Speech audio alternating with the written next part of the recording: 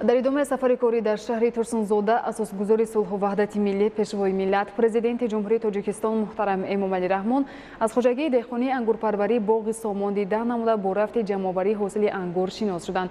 Хоҷагии деҳқонии ангурпарварии боғи Сомон дар деҳоти Ҷура Раҳмони шаҳри Турсунзода соли 2008 бо ташаббуси бевоситаи пешвои миллат муҳтарам Эмомалӣ Раҳмон таъсис ёфта. масоҳати умумии он 589 гектарро дар бар мегирад. самти асосии фаъолияти хоҷагии ангурпарварӣ буда 480 гектари он токзор мебошад. ҳоло дар хоҷагӣ зиёда аз 10 навъи ангур аз ҷумла ҳусайнии сиёҳ ва сафед, ғалаба, шоҳона, пешпазак, кишмиши сиёҳу сафед, президент ки асосан навъҳои маҳаллии серҳосил мебошанд, парвариш карда мешаванд. соли ҷорӣ ҳосил дар токзор фаровон буда то имрӯз беш аз 900 тонна маҳсулот ба бозори истеъмолӣ бароварда шудааст.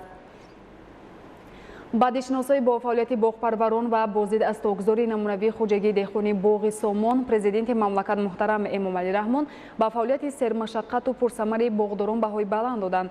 президенти ҷумҳурии Тоҷикистон муҳтарам Эмомалӣ Раҳмон дар хоҷагии деҳқонии боғи Сомон бо дастовардҳои меҳнаткашон ва деҳқонон ки ба намоиш гузошта шуда буд шинос шуданд.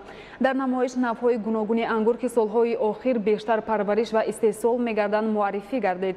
ҳамчунин аҳли заҳмати хоҷагӣ мураббо ва шарбату афшураҳо аз меваҷотро ки барои захира пешбинӣ шуданд ба намоиш гузоштанд.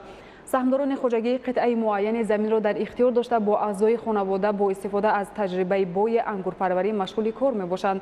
дар 9 гектари хоҷагӣ боғи мевадиҳанда мавҷуд буда ҳамасола ҳосили фаровон ба даст оварда мешавад. роҳбарияти хоҷагӣ бо ҷонибдорӣ аз сиёсати созандаю бунёдкоронаи президенти ҷумҳурии Тоҷикистон муҳтарам Эмомалӣ Раҳмон аз ҳисоби даромадҳои софи худ иншоати гуногуни иҷтимоӣ аз ҷумла бунгоҳҳои тиббӣ ва майдончаҳои варзишӣ дар деҳаҳои Саъдии Широзӣ ва Заркамари шаҳри Турсунзода сохта дар вусъати бунёдкориҳо саҳми назар аст мегузоранд.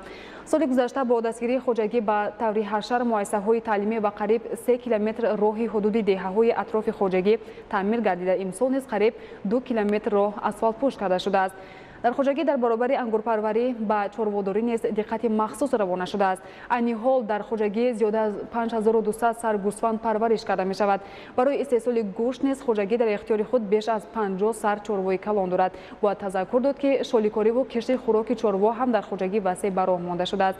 барои боз ҳам баландбардоштани ҳосилнокӣ ва истеҳсолу содироти навъҳои гуногуни ангур ба хориҷи мамлакат сарвари давлат муҳтарам Эмомалӣ Раҳмон ба роҳбарияти хоҷагии деҳқонии боғи Сомони шаҳри Турсунзода маслиҳату тавсеяҳои судманд доданд.